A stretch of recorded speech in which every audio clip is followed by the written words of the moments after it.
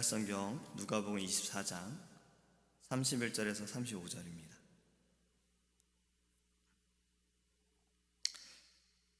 그들의 눈이 밝아져 그인 줄 알아보더니 예수는 그들에게 보이지 아니하시는지라. 그들이 서로 말하되 길에서 우리에게 말씀하시고 우리에게 성경을 풀어주실 때에 우리 속에서 마음이 뜨겁지 아니하더냐 하고, 곧 그때로 일어나 예루살렘에 돌아가 보니 11 제자 및 그들과 함께한 자들이 모여 있어 말하기를 주께서 과연 살아나시고 시몬에게 보이셨다 하는지라. 두 사람도 길에서 된 일과 예수께서 떡을 떼심으로 자기들에게 알려주신 것을 말하더라. 아멘. 오늘의 말씀은 엠마오로 가는 두 제자에 대한 말씀입니다. 오늘의 사건은요, 예수님께서 부활하신 날 저녁에 있었던 사건으로 추정이 됩니다. 예루살렘에서 11km 정도 떨어진 이 엠마오, 그곳으로 갔던 제자들에게, 두 제자에게 예수님께서 나타나셨습니다. 성경은 엠마오로 가던 두 제자가 부활하신 예수님의 그 사건을 자세히 기록하고 있습니다. 저희가 오늘은 이 뒤에 부분만 읽었지만 이 앞에 말씀을 읽어보면 이 엠마오로 간 두 제자, 그들의 마음이 어떠했고 또 그들이 예수님을 만났을 때 예수님을 알아보지 못했던 그러한 장면들이 등장을 합니다. 우리는 이 엠마오로 가던 두 제자의 모습을 통해서 좀 우리의 신앙과 우리의 모습을 좀 발견하기를 원합니다.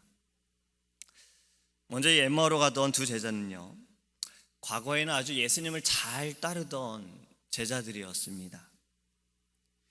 이 두 사람은 예수님께서 십자가에 돌아가신 후에도 사도들과 끝까지 함께 하던 그런 자들이었어요. 그러나 이 두 사람은 지금 예루살렘을 등지고 떠나 엠마오로 가고 있는 것입니다. 문제는요, 지금 이 두 사람이 갈릴리로 가는 것이 아니라 엠마오로 가고 있는 것이 바로 문제라는 거예요. 예수님께서는 이전에도 말씀하시기를 죽음에 대해 말씀하시고 부활하신다 말씀하셨고 또 갈릴리에 먼저 가신다라는 말씀을 하셨어요. 무덤에서도 천사들이 여인에게 말하기를 예수님께서 말씀하신 대로 먼저 갈릴리에 가시겠다라고 말씀을 하셨어요. 그런데 이 두 사람은 지금 갈릴리로 간 것이 아니라 엠마오로 가고 있다는 겁니다. 엠마오의 위치는요, 이 이스라엘 땅의 북부 지역이에요. 그 당시 엠마오로 가기 위해서는 두 가지 길이 있습니다. 동쪽으로 가서 여리고성을 지나가거나 아니면 북쪽 사마리아 성을 지나가는 방법이 있어요. 그런데 이 두 제자는 전혀 반대 방향인 서쪽인 엠마오로 지금 가고 있다는 겁니다.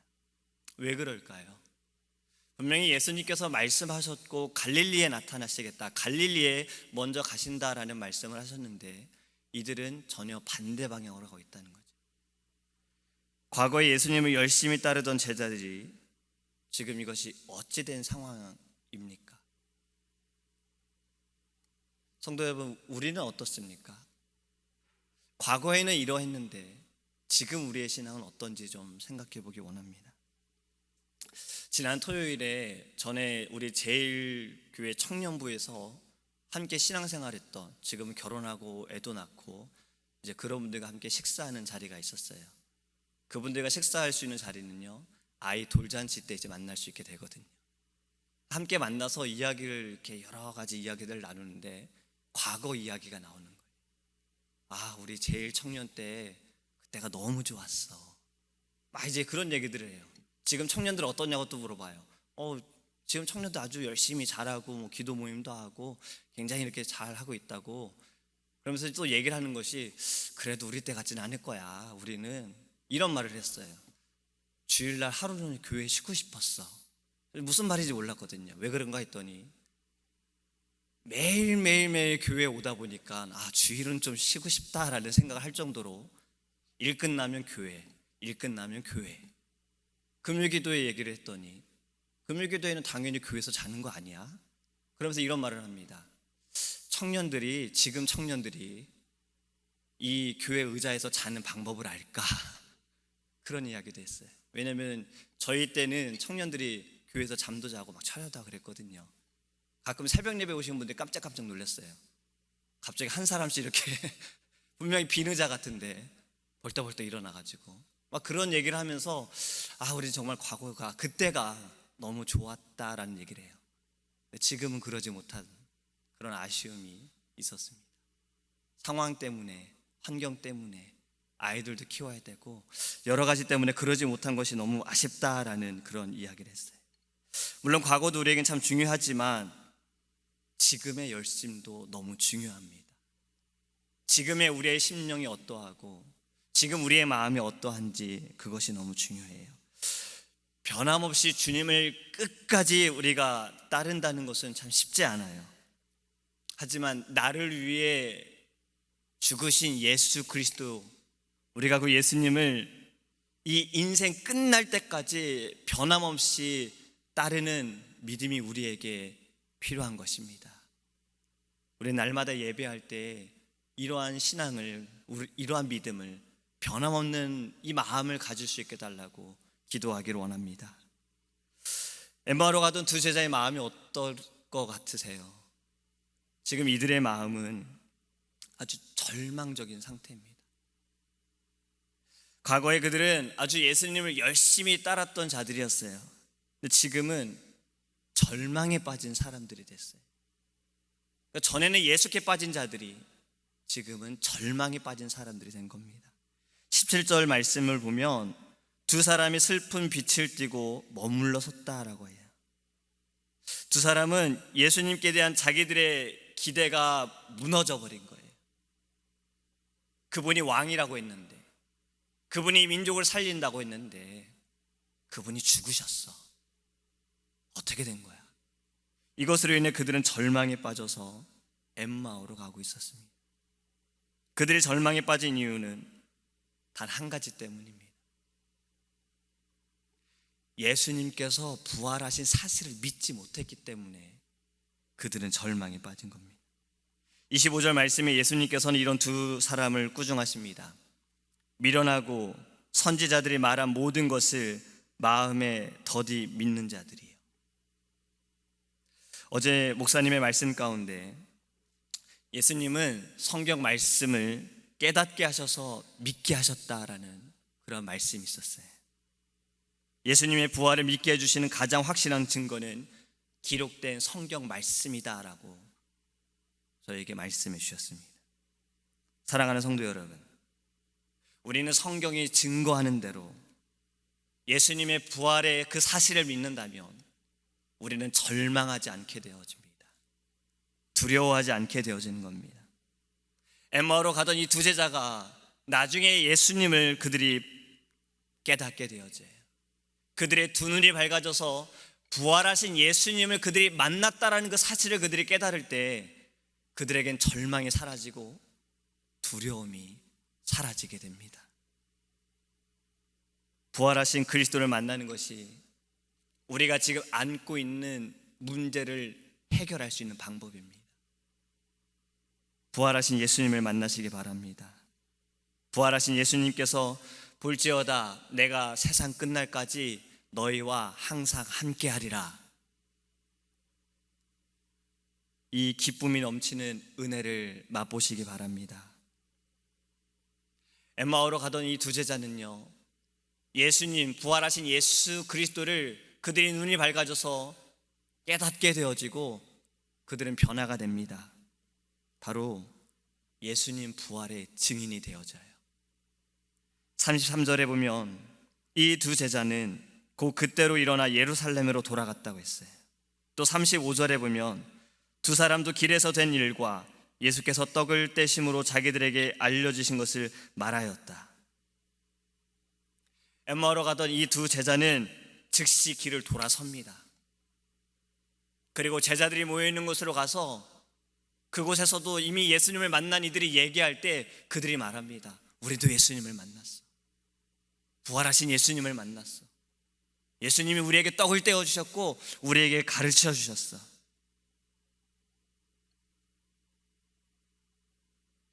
이 두 사람은 오순절날 성령을 받은 120명 중에 그 자리에도 함께 있을 것이다 라고 생각을 해요. 초대교회 성도들이 예수는 그리스도와 가르치기를 그들이 그치지 않았던 것처럼, 전도하기를 그치지 않았던 것처럼 이들이 예수님을 만나고서 부활하신 예수 그리스도의 증인이 되어졌다라는 거예요. 지금 이들이 돌아간 곳이 어디입니까? 예루살렘이에요. 예루살렘의 상황이 어떻습니까? 예수님을 죽인 자들이 있는 곳이고 예수님을 믿는 자들을 죽이려고 찾고 있는 그곳입니다. 엠마오는 예루살렘보다 안전한 곳일 거예요. 근데 이들은 오히려 돌아갔어요. 그 위험한 곳으로 그들은 들어갔어요. 왜요? 부활하신 예수님을 만났기 때문에 그렇습니다. 부활하신 예수님을 만나니 이곳은 위험해 라고 생각했던 그곳이 위험한 곳이 아닌 거예요. 예수님 말씀하신 대로 그들은 모였고 함께 기도했고 기다렸다라는 겁니다. 사랑하는 성도님, 우리는 무엇을 해야 합니까? 우리도 부활하신 예수님을 만나야 합니다. 부활하신 예수 그리스도를 믿을 때, 우리가 만날 때 우리 안에 소망이 있음을 깨닫기를 원합니다. 히브리서 저자는요 이렇게 말씀하고 있어요. 더 좋은 부활을 얻고자 하여 심한 고문을 받되 구차히 풀려나기를 원하지 아니하였다.